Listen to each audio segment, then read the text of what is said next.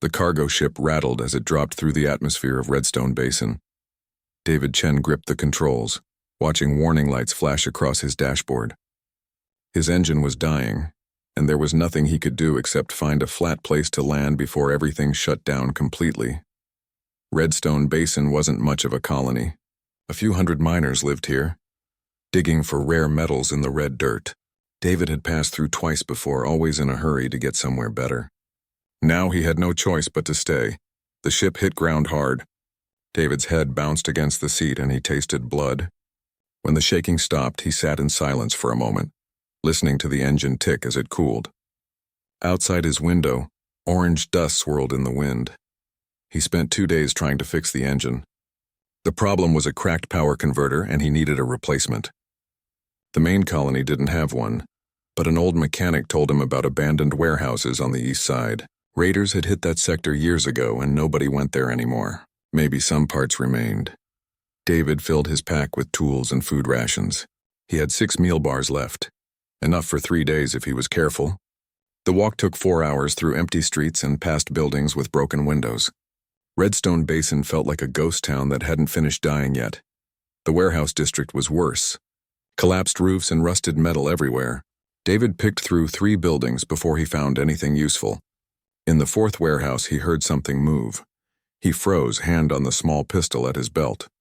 The sound came again, a scraping noise from behind a stack of old crates. David moved slowly, keeping his breathing quiet. 2 figures huddled in the shadows. They were tall, taller than any human, with scaled skin that shimmered even in the dim light. Their faces were angular, almost reptilian, with sharp eyes that watched him without blinking. One had dark green scales, the other lighter, almost blue. Both wore torn uniforms that might have been military once. David recognized them from news broadcasts. Draconum, the dragon people, some humans called them. Their species controlled a huge section of space on the other side of the frontier. They were warriors, proud and dangerous. Humans and Draconum didn't fight, but they didn't cooperate either. Both species mostly ignored each other. These two weren't ignoring him. They stared with an intensity that made his skin crawl. The green-scaled one shifted and David saw bandages wrapped around her arm, stained dark with old blood. The blue-scaled one had a badly healed cut across her face. "I'm not here to hurt you," David said, raising his empty hands. "I'm just looking for parts." The green-scaled Draconum spoke, her voice rough. "Leave us. We want nothing from humans." David should have listened. He should have backed away and found another warehouse. But he saw how thin they were, how their scales had lost their shine. He'd seen starving animals before. These two had the same look. "When did you last eat?" he asked. "That's none of your concern," the green one said. The blue-scaled Draconum touched her companion's arm. "Arya, he's just asking. We don't need pity, Nessa, especially not from his kind." David slowly lowered his pack to the ground.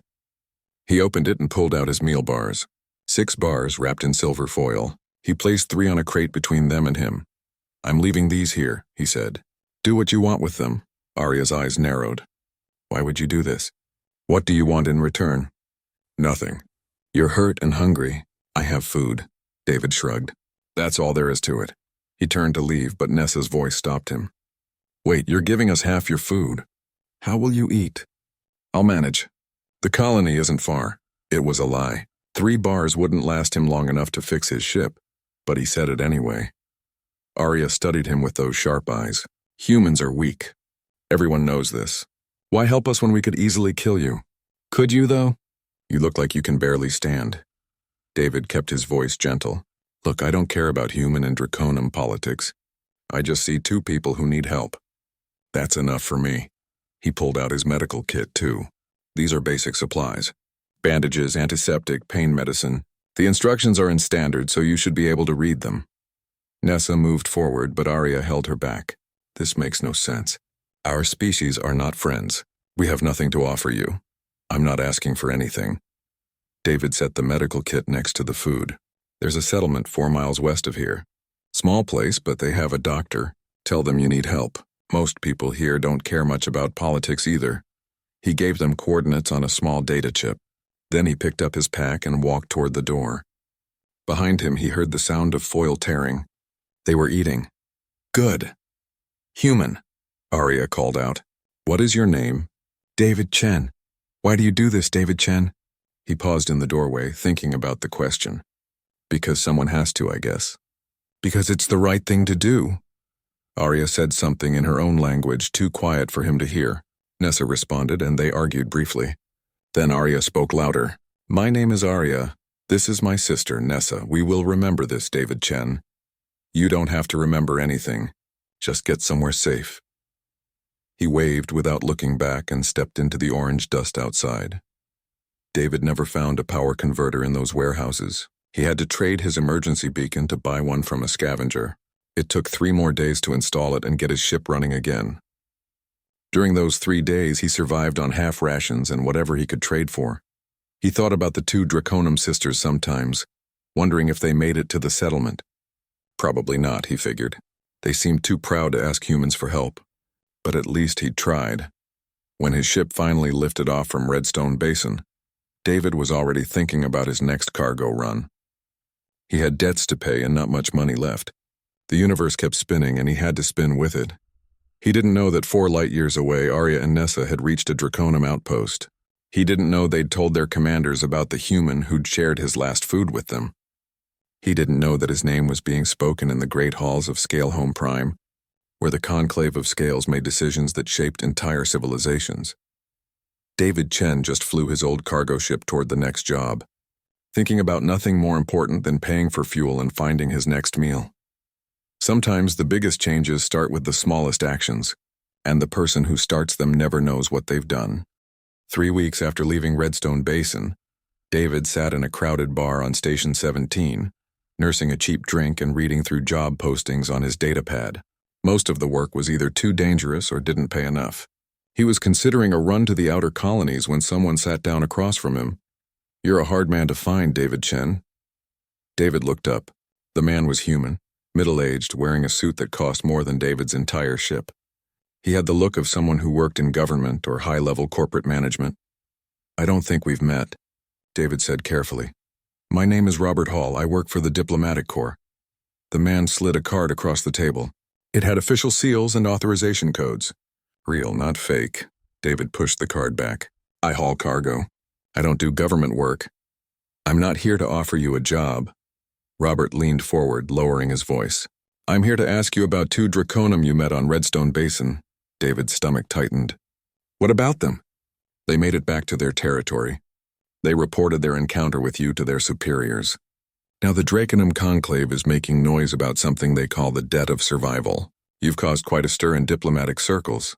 I just gave them some food. You gave them more than that. Robert pulled out his datapad and showed David a screen full of text in both Human Standard and Draconum script. This is a formal petition filed by Arya and Nessa, 2 warrior caste members of considerable standing. They're invoking an ancient tradition that requires them to repay you for saving their lives. David shook his head. I didn't save anybody's life. I just shared a few meal bars. According to Draconum law, you did. They were dying. You gave them your last food and medical supplies. That meets the criteria. Robert swiped to another screen. This is where it gets interesting. The Conclave is debating whether to honor this debt. The Draconum have never invoked the debt of survival for a human before. Some of their leaders are arguing that we're not worthy of such honor. So let them argue. What does this have to do with me? Everything. If the Conclave honors the debt, it opens a door. For the first time in human history, we might have a real relationship with the Draconum. Not just cold tolerance, but actual cooperation. Trade agreements, security partnerships, cultural exchange. David finished his drink. Sounds like you should be talking to politicians, not cargo haulers. We've been trying to talk to the Draconum for years. They ignore us. But they're paying attention to you. Robert stood up. I'm not asking you to do anything right now. Just be aware that your name is being mentioned in very important conversations. If the Draconum reach out to you, please contact me before you respond. After Robert left, David sat alone thinking. He'd spent his whole adult life trying to stay invisible, to just do his job and avoid trouble. Now he was apparently part of some interstellar incident. Across the galaxy in the fortress city of Scalehome Prime, Arya and Nessa stood before the Conclave of Scales. The chamber was massive, carved from black stone, with seats rising in tiers around a central platform. Hundreds of Draconum elders watched them with unblinking eyes. Chancellor Morgath spoke from the highest seat. his voice echoing off the walls. "You wish us to honor a debt to a human, a species we have always considered beneath notice. Explain why this human deserves such recognition." Arya stepped forward, her posture straight despite her still healing wounds. "The law of debt of survival does not specify species, Chancellor. It says any being who saves a Draconum life when they could have taken advantage must be honored. David Chen met every requirement. He gave you food. A simple transaction." Morgath's tail swept behind him, a sign of dismissal. "This does not warrant invoking sacred traditions." Nessa spoke up, her voice clear. "He gave us his last food, Chancellor. We learned this afterward. He went hungry so that we could eat. He also left us medical supplies and told us where to find help. Then he asked for nothing in return. He didn't even give us a way to contact him." An elder named Typhon rose from his seat. He was ancient, his scales gray with age, but his voice was still strong. "I wish to speak on this matter." Morgath nodded, granting permission. "We Draconum pride ourselves on honor," Typhon said. "We claim to value strength and courage above all else. But what use is honor if we only extend it to those we deem worthy? What use is strength if we cannot recognize it in unfamiliar forms?" He turned to face the assembled conclave. "This human showed courage by helping those who could have killed him. He showed strength by giving when he had little. If we refuse to honor such actions simply because they came from a human, then we are not honorable. We are merely prejudiced." Murmurs ran through the chamber. Some elders nodded. Others looked angry. Morgath raised a hand for silence. "You make a compelling argument, Typhon. But honoring this debt could have significant consequences. It would signal to the humans that we view them as equals." "Perhaps it's time we did," Typhon replied. The debate continued for hours. Some elders supported honoring the debt. Others argued against it passionately. The Draconum were a proud species, and pride made change difficult. Finally, Morgath called for a preliminary vote. The result was close, but enough elders voted in favor to move forward. The conclave would send a delegation to find David Chen and formally acknowledge the debt. In a dark office on a military station far from both human and Draconum space, Commander Rylan read the intelligence report with growing concern. He commanded a fleet for the hegemony, a loose coalition of species that profited from keeping the galaxy divided. Wars meant weapon sales. Mistrust meant security contracts. Peace was bad for business. A human Draconum alliance would threaten everything the hegemony had built. The two species controlled valuable territory and resources. If they started cooperating, others might follow. The careful balance of power would shift. Rylan called his intelligence officer. "Find everything about this David Chen. Where he goes, who he talks to, what he cares about. I want to know his weaknesses." "Yes, Commander." "What are your intentions?" "This alliance cannot happen. If it does, we'll lose our hold on the frontier territories. We need to discredit the human or eliminate him before things go too far." The officer hesitated. "Killing him would make him a martyr." "I didn't say kill. I said eliminate." "There are other ways." Rylan smiled coldly. "Make him look unreliable. Manufacture evidence of crimes. Ruin his reputation so thoroughly that the Draconum will be embarrassed to associate with him." "Can you do that?" "It will take time, but yes. Then get started. And be discreet. I don't want this traced back to us." Back on Station 17, David finally found a decent cargo job. The pay was good, and the destination was a quiet mining world where nobody cared about politics. He uploaded the route to his ship's computer and prepared to leave. His communicator buzzed. Unknown sender. He almost deleted it, but curiosity made him open the message. "David Chen, we are coming to find you. Do not be alarmed.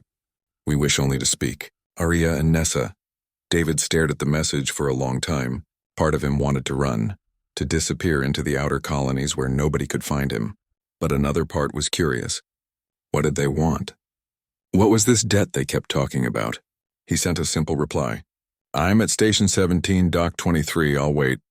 Then he sat down on his ship's ramp and wondered what he'd just gotten himself into.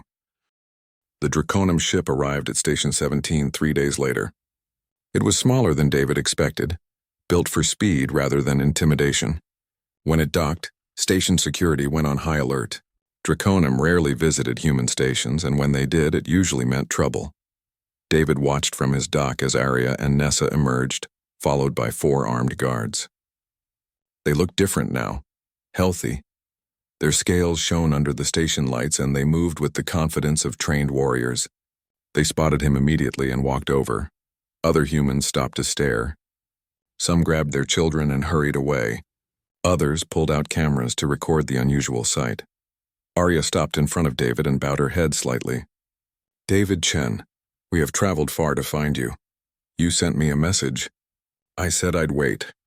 David felt awkward under the gaze of so many people. Should we talk somewhere private? They moved to a conference room that David rented by the hour. It was small and plain, with a table and 6 chairs. The guards stayed outside. Inside, Arya, Nessa, and David sat across from each other. Nessa spoke first. "You look surprised to see us. I wasn't sure you'd make it back to your people. You were in bad shape." "We almost didn't," Arya admitted. "The food you gave us kept us alive long enough to reach an outpost. The medical supplies prevented infection. Without your help, we would have died on that planet." David shifted uncomfortably. "I did what anyone would do." "That's not true," Nessa said softly. "We encountered 7 other beings during our time stranded. All of them either ignored us or tried to take advantage. You were the only one who helped."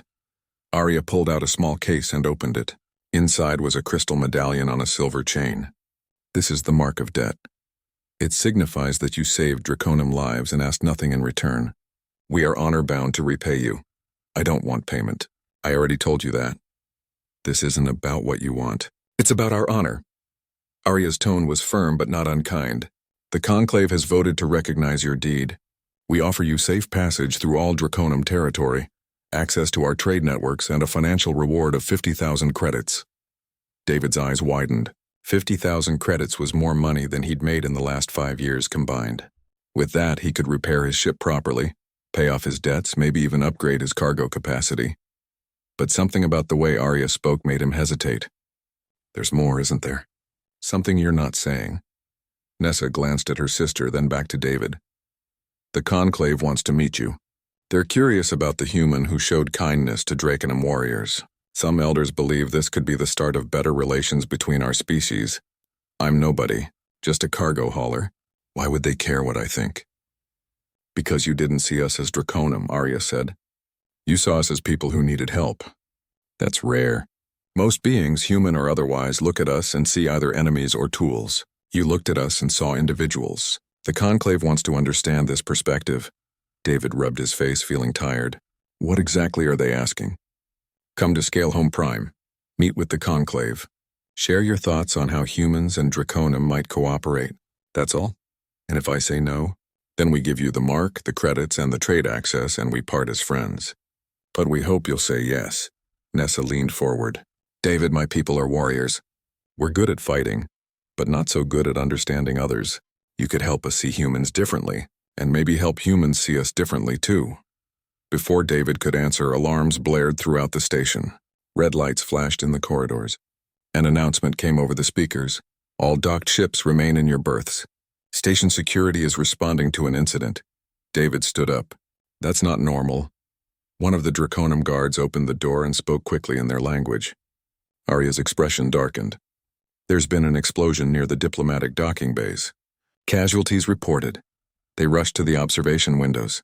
Smoke poured from a section of the station 3 levels down.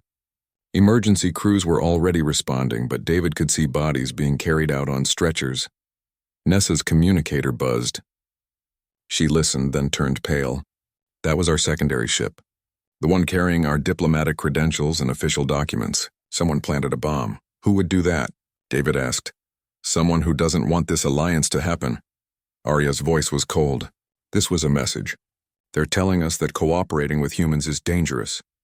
Over the next hour, station security investigated. They found evidence that made David's blood run cold. The bomb had been delivered in a cargo container marked with his ship's registration codes. Someone had forged his credentials and used them to smuggle explosives onto the station. Security detained David immediately. They brought him to a holding cell and questioned him for 6 hours. He told them everything he knew, which was nothing. He hadn't sent any cargo to those docking bays. Someone was framing him. Arya and Nessa vouched for him, insisting he couldn't be responsible. But the evidence looked damning. David's codes, David's signature on shipping manifests, even security footage that appeared to show him delivering the container. It was fake, but proving that would take time. In his cell, David stared at the walls and thought about how quickly everything had fallen apart. He'd tried to do something good, and now he was being accused of terrorism. The door opened. A man in a hegemony uniform entered, his face neutral. "David Chen, I'm Commander Rylan. I've been asked to assist in this investigation." "I didn't do anything," David said immediately. "I believe you. The evidence is too convenient, too perfect. Someone went to great lengths to frame you." Rylan sat down across from him. "The question is why? What did you do to make someone this angry?" "I fed 2 starving people. That's all." "That's not all, though, is it? Those 2 people are now trying to forge an alliance between humans and Draconum. That threatens a lot of powerful interests." Rylan leaned back. "There are species out there who profit from keeping everyone divided. War is good business. Peace is not.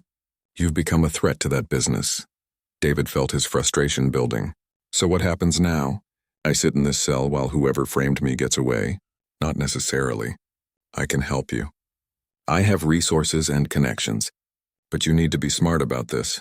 Rylan's voice dropped. "The Draconum are pushing for your release. If you go with them to Scalehome Prime, you'll be safe from whoever is trying to destroy you. But you'll also be stepping into something much bigger than yourself. Are you ready for that?" "Do I have a choice?" "There's always a choice. You could refuse their offer, serve your time here and hope the real bomber is caught. Or you could accept their protection and become part of something that might change the galaxy." Rylan stood up. "Think about it. I'll be in touch." After he left, David sat alone with his thoughts. Hours passed. Finally, Arya and Nessa were allowed to visit him. "Station security is releasing you," Arya said. "We convinced them to check the evidence more carefully. The footage was altered and your codes were stolen 3 weeks ago. Someone planned this carefully. Who? We don't know yet. But we have enemies and now you're caught in the middle." Nessa looked apologetic. "We're sorry, David. Our offer of friendship has put you in danger." David thought about his simple life as a cargo hauler. He thought about the quiet jobs, the empty space between stars, the peace of being nobody important. That life was gone now, whether he liked it or not. "If I come with you to Scalehome Prime, will I be safe? As safe as we can make you," Arya promised. "You'll be under Draconum protection. Anyone who tries to harm you will face our wrath." "And this meeting with the Conclave? What do they really want?" Nessa answered honestly. "They want to see if you're real. If humans can truly be trusted. If this alliance is worth the risk. You'll be judged, David. Not just as an individual, but as a representative of your entire species. That's a lot of pressure for a cargo hauler." "Yes," Arya agreed. "But you're the one who started this. By being kind when you didn't have to be. Now you have to finish it." David made his decision. "All right, I'll go. But I'm not a diplomat or a politician. I'm just going to be myself. That's all we ask." The journey to Scalehome Prime took 8 days through Draconum space. David spent most of that time learning about the species he was about to face. Nessa taught him basic customs, which words to avoid, how to show respect without appearing weak. Draconum culture valued strength, but they had a complex understanding of what strength meant. "Don't bow too much," Nessa explained one evening in the ship's common area. "It shows submission. But don't refuse to bow at all. That shows arrogance. A small nod is enough. Eye contact is important. We see beings who look away as untrustworthy." David practiced with Arya, who critiqued his posture and tone. She was harder on him than Nessa, but he understood why. If he embarrassed himself in front of the Conclave, it would reflect badly on both sisters. On the 5th day, they received a distress call. A transport ship was under attack by raiders in a nearby system. The Draconum captain wanted to ignore it and continue to Scalehome Prime. They were already behind schedule. But David spoke up. "We should help them." Arya looked at him sharply. "Why?" "It's not our concern." "Because they're in trouble. Same reason I helped you." The captain, a stern female named Kira, studied him for a long moment. Then she changed course. "We'll investigate. But if it's a trap, human, you'll regret this suggestion." It wasn't a trap. They found a civilian transport surrounded by 3 raider ships. The raiders were outgunned the moment the Draconum vessel appeared. They fled, and the transport was saved. The transport's captain was human. She thanked them over the communication channel, her voice shaking with relief. "You're Draconum? I never thought I'd be saved by Draconum. Thank you. Thank you so much." Kira seemed uncomfortable with the gratitude. She ended the call quickly and resumed course to Scalehome Prime. But later that night she found David in the observation deck. "You knew that transport was human," she said. "It wasn't a question, I guessed. This is near human space. Yet you suggested we help anyway, even though delaying our journey inconveniences you." David shrugged. "It was the right thing to do." Kira was quiet for a while, watching the stars slip past. "My people are taught that humans are soft, weak, unworthy of respect. But you're not what I expected. David Chen. I'm just trying to be decent. Perhaps that's a strength we Drakenham have forgotten to value." She left him alone with his thoughts. On the 8th day, Scalehome Prime came into view. The planet was massive, with 2 moons and rings of ice that sparkled in the light of a yellow sun. Cities covered the surface, but they weren't like human cities. These were fortresses, massive structures of black stone and metal that looked like they'd been built to withstand sieges. They landed at the capital, a city called Stoneheart. David stepped off the ship and felt the weight of countless eyes on him. Draconum filled the streets, all of them stopping to stare at the human walking between Arya and Nessa. Some looked curious. Others looked hostile. The Conclave building rose above everything else, a tower carved from a single piece of black rock. Inside, the hallways were wide and tall, designed for beings larger than humans. David felt small and out of place. They brought him to a waiting chamber. "The Conclave will summon you tomorrow," Arya said. "Rest tonight. You'll need your strength." But David couldn't rest. He paced the room, thinking about what he would say. How could he represent all of humanity? He was just one person with one perspective. The next morning, guards escorted him to the Conclave chamber. The doors were massive, twice as tall as any human building needed. They opened with a deep grinding sound. The chamber was exactly as Arya had described. Hundreds of Draconum elders sat in rising tiers, watching him with unblinking reptilian eyes. At the highest point sat Chancellor Morgath, his scales dark as midnight, his gaze cold and measuring. David walked to the center platform. He didn't bow too much, just nodded once as Nessa had taught him. He kept his back straight and met their eyes, even though everything in him wanted to look away. Morgath spoke, his voice echoing off the stone walls. "David Chen, you stand before the Conclave of Scales to answer for your actions on Redstone Basin. Do you understand the significance of what you did?" "I gave 2 people food and medicine. That's all I understand." Murmurs ran through the chamber. Some sounded approving. Others sounded offended. "You invoke the debt of survival, our most sacred tradition.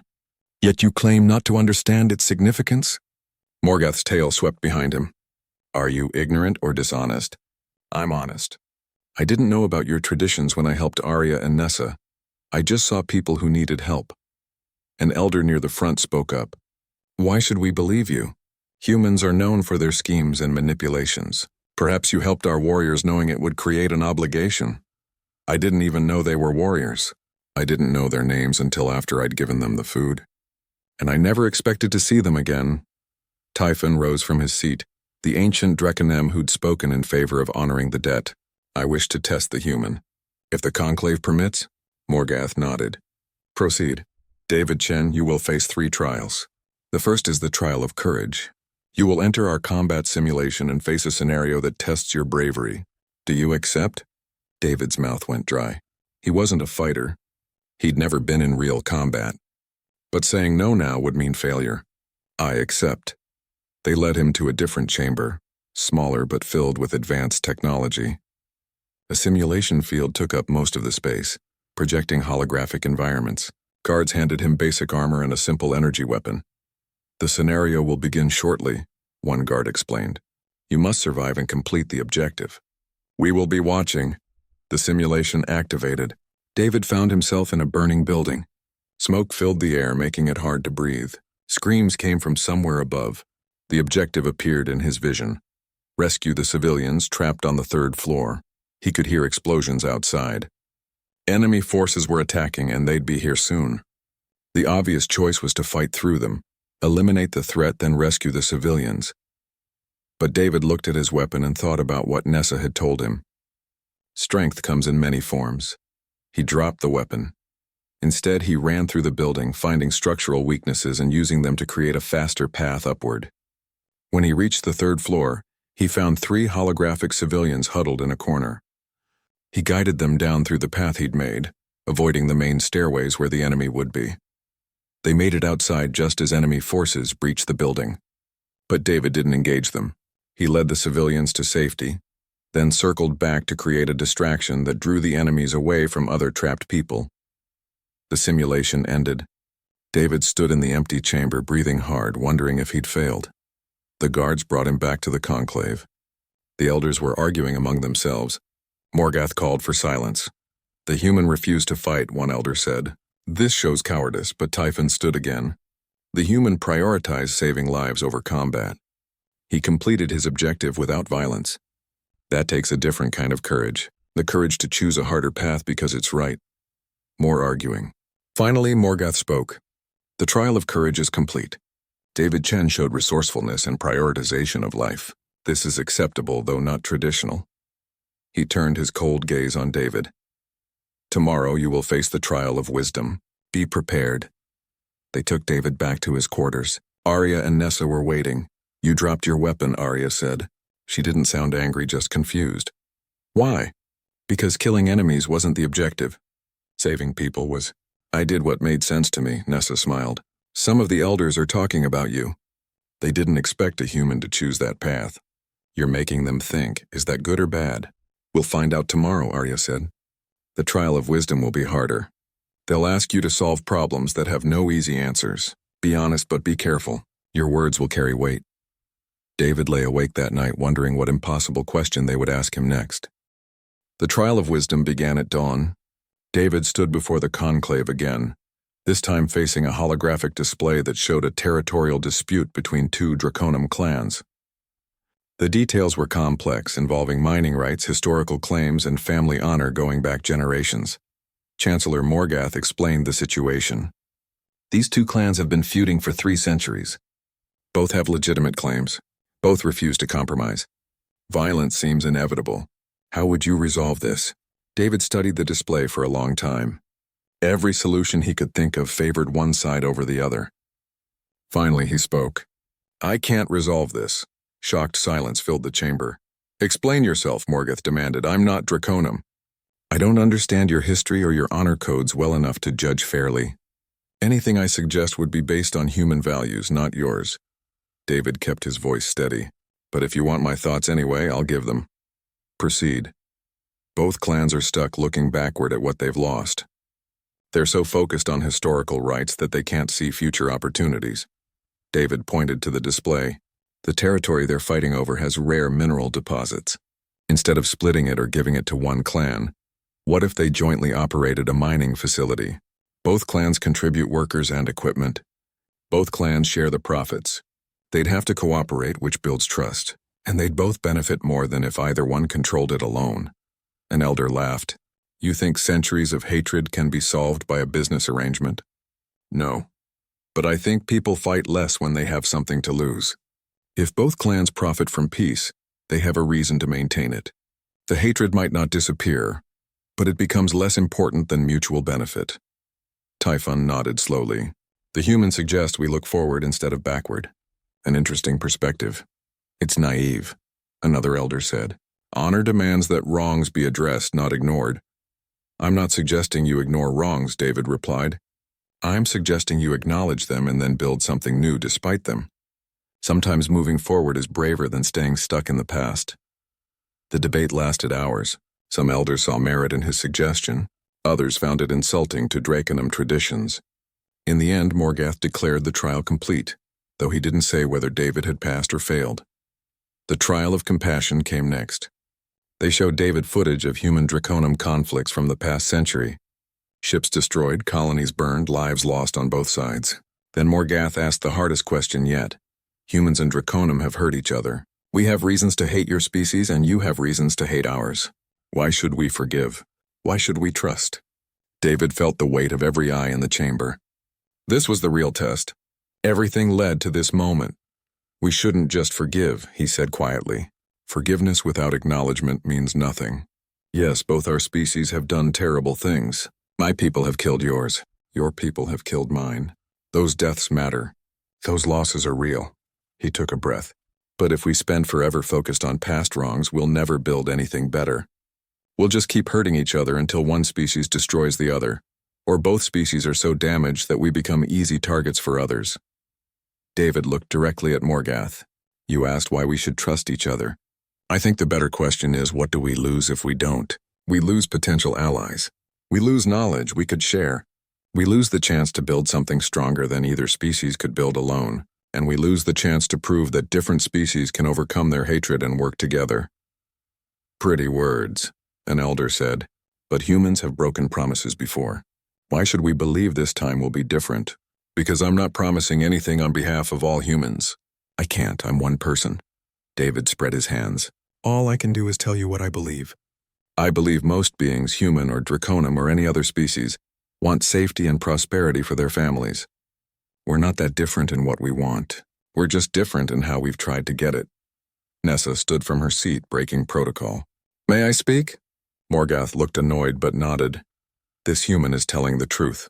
I've watched him interact with our people during the journey here. He treats everyone with respect, whether they're warriors or servants, high-ranking or low. He doesn't see ranks or castes. He sees individuals. Nessa's voice grew stronger. When we encountered that transport under attack, he suggested we help without knowing they were human.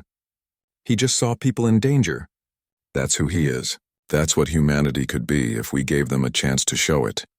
Before anyone could respond, alarms blared through the building. Guards rushed into the chamber, speaking urgently to Morgath. His expression darkened. This session is suspended. David Chen, come with me. They rushed through corridors to a command center. Screens showed space around Scalehome Prime. Multiple ships had just entered the system, bearing hegemony markings. Commander Ryland's face appeared on the main screen. Chancellor Morgath, we've received intelligence that you're harboring a criminal. David Chen is wanted for terrorist activities. Surrender him immediately or face the consequences. David's stomach dropped. That's a lie. I was cleared of those charges. Station 17 cleared you based on insufficient evidence, Ryland replied, though he was looking at Morgath, not David. But we've discovered new information. David Chen has been working with radical elements to destabilize the frontier. He used your warriors to gain access to Scalehome Prime. This entire alliance proposal is a human plot to weaken Draconum defenses. Morgath's tail lashed behind him. You dare come to our home system and make demands? I'm trying to help you avoid a mistake. This human is manipulating you. Ryland's voice was calm, reasonable. We have evidence. Recorded conversations, financial transactions, communication logs, all proving that David Chen is not what he claims to be.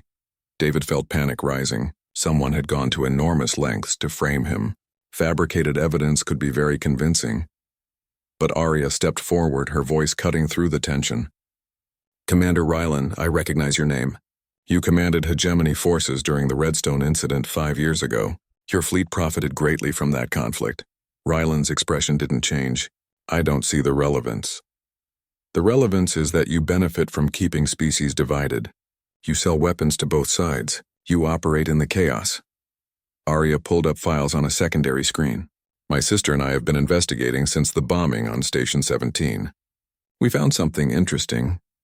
Nessa took over, displaying financial records.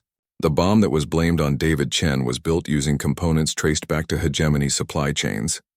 The same supply chains you control, Commander? That proves nothing. Those components are widely available, perhaps, but these communication logs prove quite a bit more. Nessa displayed encrypted messages, now decoded.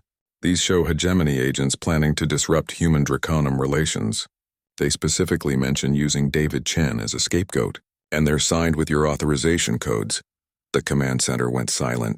Every eye turned to the screens showing Ryland. The commander's calm facade finally cracked. Those files are classified. How did you access them? We're Draconum warriors. We have our methods. Arya's smile was sharp. You tried to destroy an alliance before it could begin. You used an innocent human as your tool. And now you come here making threats, hoping we're too proud to see the truth. Morgath turned to David. Did you know about this? No, I had no idea they were investigating. The Chancellor studied him for a long moment. Then he turned back to the screen. Commander Ryland, you have 10 minutes to leave our system. If you're still here after that, we'll consider it an act of war. You're making a mistake, Ryland said. But his ships were already turning away. After the hegemony fleet departed, the command center slowly emptied. David sat down, his legs shaking. Everything had happened so fast. Typhon approached him, moving slowly due to his age. You handled yourself well, David Chen. Even when facing false accusations, you didn't panic. That shows character. I was terrified, David admitted. Being brave doesn't mean not being afraid. It means acting rightly despite fear. Typhon placed a clawed hand on David's shoulder. The trials are complete. The Conclave will vote on the Alliance proposal tomorrow, but I believe you've already passed the only test that truly matters. What test is that? The test of being genuine. Everything you've done, every choice you've made has been consistent. You're exactly who you appear to be. In a galaxy full of deception and manipulation, that's more valuable than any skill or knowledge. That evening, David sat with Arya and Nessa in a garden overlooking Stoneheart. The city lights sparkled below them like stars. Thank you for investigating, David said. You didn't have to do that. Yes, we did, Arya replied. You saved our lives. We saved yours. That's what allies do. Are we allies now? Nessa smiled. I think we became allies the moment you shared your last food with two strangers. Everything since then has just been making it official. They sat in comfortable silence, watching the twin moons rise over Scalehome Prime. Tomorrow would bring the final vote, but tonight, David allowed himself to hope that something good might actually come from his simple act of kindness. The conclave chamber filled early the next morning. Every seat was occupied and additional draconum stood along the walls. This vote would shape the future of their species, and everyone wanted to witness it. David stood on the central platform again, but this time Arya and Nessa stood beside him. Typhon had argued that since they'd invoked the debt of survival, they should be present for its resolution. Chancellor Morgath called the chamber to order. His voice was grave. We gather to vote on an unprecedented proposal, an alliance between Draconum and humanity, formalized through the Chen Accord. Before we vote, I will hear final arguments. An elder named Sarah stood. Her scales were deep blue and she commanded respect. I oppose this alliance, not because of David Chen himself, but because one good human doesn't represent an entire species. Humans are chaotic, unpredictable, and weak. An alliance with them would diminish us. Another elder, Gorm, rose next. I support the alliance. Commander Ryland's actions prove that powerful forces want to keep us divided. If they fear unity between our species, perhaps unity is exactly what we should pursue. The hegemony grows stronger while we remain isolated. We need allies. The debate continued for hours. Some elders focused on practical benefits like trade and security. Others focused on philosophical questions about honor and tradition. David listened to it all, understanding that his role was simply to be present, to let them see him as a real person rather than an abstract concept. Finally, Morgath raised his hand for silence. David Chen, before we vote, I have one final question. If this alliance is formed, what do you believe will happen? David thought carefully before answering. Honestly, I think it will be difficult. Our species barely know each other. We'll make mistakes. There will be misunderstandings and conflicts. Some humans won't want this alliance, just like some draconum don't want it. That doesn't sound promising, Morgath observed. No, but it's realistic. Building trust takes time. We can't expect centuries of distance to disappear overnight. David looked around the chamber, meeting the eyes of various elders. But I believe it's possible. If we start small with trade and cultural exchange, we can build something real. Not because we're the same, but because we both benefit from cooperation. And what role would you play in this alliance? Whatever role is needed. I'm not a leader or a diplomat, but I can help humans understand draconum, and help draconum understand humans. I can be a bridge if you'll let me. Morgath nodded slowly. Then he addressed the conclave. We will vote now. Those in favor of the Chen Accord and formal alliance with humanity, signal now. Lights appeared throughout the chamber as elders registered their votes. David watched the count rise on the display, his heart pounding. The numbers climbed slowly, each vote representing years of tradition being reconsidered. When the voting ended, the result appeared: 387 in favor, 412 opposed. The alliance had failed by just 25 votes. David felt his hope collapse. He'd come so far, risked so much, and it wasn't enough, but Morgath wasn't finished. The Chen Accord has been rejected. However, the debt of survival stands. Arya and Nessa acted honorably and their debt must be repaid. He paused and David saw something unexpected in the Chancellor's eyes. Respect, perhaps. I propose a compromise. We establish a trial alliance period of 5 years. Limited trade agreements, cultural exchanges, and joint security operations in specific sectors. David Chen will serve as liaison, with Arya and Nessa as his counterparts. At the end of 5 years, we vote again on full alliance. Sarah stood immediately. Chancellor, that's highly irregular. These are irregular times. The hegemony just threatened us in our own system. We cannot afford to remain isolated. Morgath's voice carried authority. This compromise honors our traditions while acknowledging the need for change. Those in favor? This time the vote was different. The compromise passed with 523 in favor, 276 opposed. It wasn't everything, but it was something. A beginning. After the session ended, David stood outside the Conclave building trying to process what had happened. Typhon found him there. You look disappointed, the old Draconum said. I thought we'd won. Then we lost. Then we sort of won again. I'm not sure what to feel. Feel proud. You accomplished something no human has ever accomplished. You made the Draconum see your species differently. Typhon gazed up at the sky. 5 years may seem short, but it's enough time to prove whether this alliance can work. Use that time wisely. Over the next few weeks, David worked with Arya and Nessa to establish the framework for the trial alliance. They identified trade routes that would benefit both species, planned cultural exchange programs, and set up communication protocols for joint security operations. Commander Rylan and the hegemony tried to interfere several times. But now that Draconum and humans were actively cooperating, their efforts failed. Information was shared. Threats were identified early. The alliance, even in its limited form, was already making both species stronger. David's life changed completely. He couldn't go back to hauling cargo anonymously. He was recognized everywhere he went, in both human and Draconum space. Some people loved him. Others hated him. Most were simply curious about the man who'd accidentally started an alliance.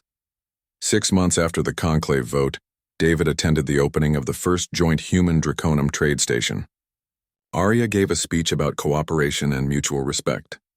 Human and Draconum merchants mingled awkwardly, trying to navigate cultural differences while doing business. It wasn't perfect. Arguments broke out over misunderstandings. Some merchants refused to work with the other species, but others made it work, found common ground, built relationships. During the ceremony, a young human girl approached David with her father. Are you the man who helped the dragon people? She asked. David smiled. I helped 2 people who needed it. They happened to be Draconum. My dad says you're a hero. I'm not a hero. I just did what seemed right. The girl thought about that. Then maybe being a hero is just doing what's right when nobody makes you. After they left, Nessa laughed. She understood better than most adults. She's not wrong, Arya added. You didn't help us for glory or reward. You helped because you chose to. That choice changed everything. David watched the ceremony continue, humans and Draconum working together despite their differences. Do you think it'll last? This alliance? I think it has a chance, Nessa said.